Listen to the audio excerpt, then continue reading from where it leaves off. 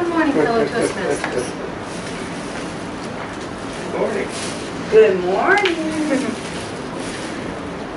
Pretend that, as I tug this on, that this is a Red Riding Hood.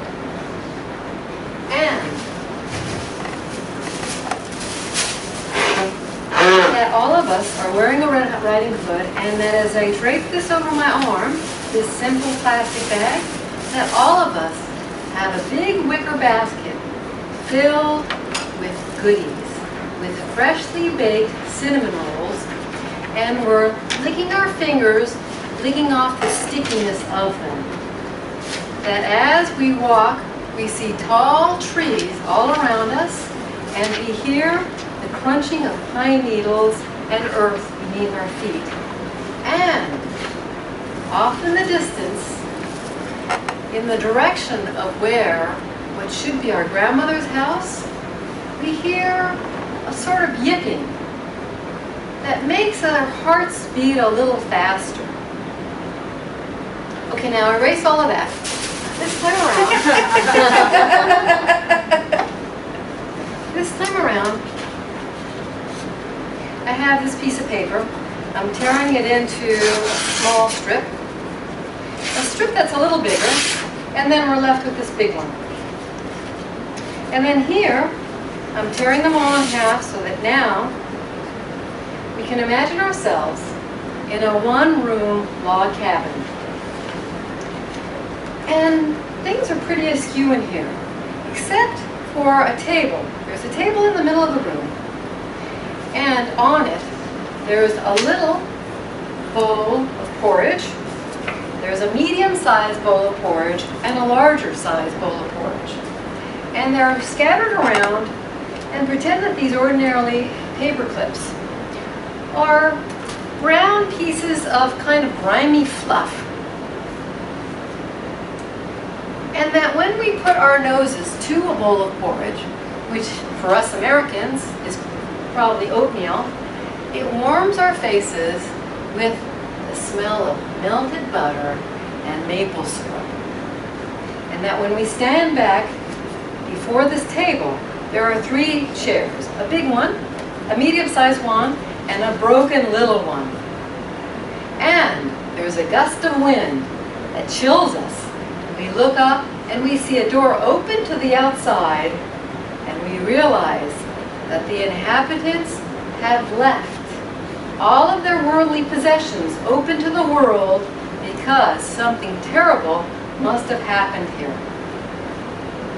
Okay, now, the reason I have told you all of this is I hope that along with me, you've been able to smell the baked goods and the porridge, that you've been able to feel the grimy fur and the sticky buns, that you've been able to hear that yipping in the background, that you've been able to see the situation of the trees and the log cabin and so forth. And if you were, it is because of the power of stories to ignite our imaginations.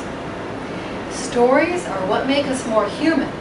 The best stories, it's said, are the ones that make us laugh and cry all in the same story. They take us to places that we might never experience. They take us to situations we might never experience. And they take us to people, to personalities that we might never experience as ourselves. When I ask my friends if they read fiction, often they say that they'd like to, but that they don't because they don't have time. They're too busy doing all the things that they think they need to do to enhance themselves and their lives. They try to eat right, they try to exercise. The kind of reading that they do is usually like either spiritual reading, or it's like a how-to book, or a self-help book, a textbook, or some kind of reading that they do for work.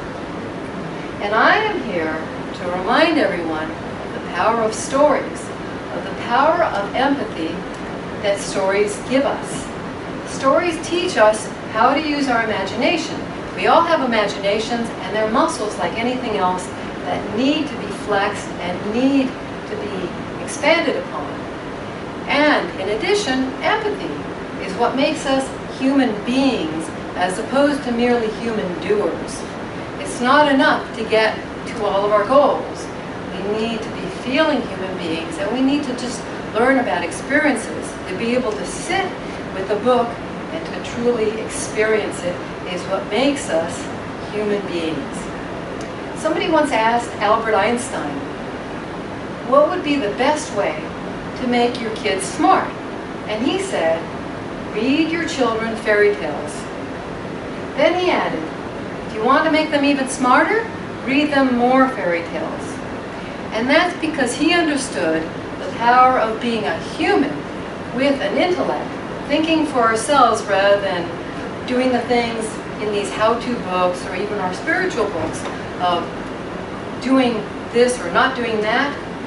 Fiction, especially the kind of fiction which I mean, which is literary fiction, which has characters with nuances and situations where there are multiple choices, rather than just right, wrong, black, white characters. That's the kind of reading that really allows us to grow, and it's fun also. I encourage you, fellow Toastmasters, to look upon reading of literary fiction as important to your growth and to your enjoyment of life, to your growth as a human being, as any of the other how-to books or what I should do kind of books. Thank you very much, fellow Toastmasters.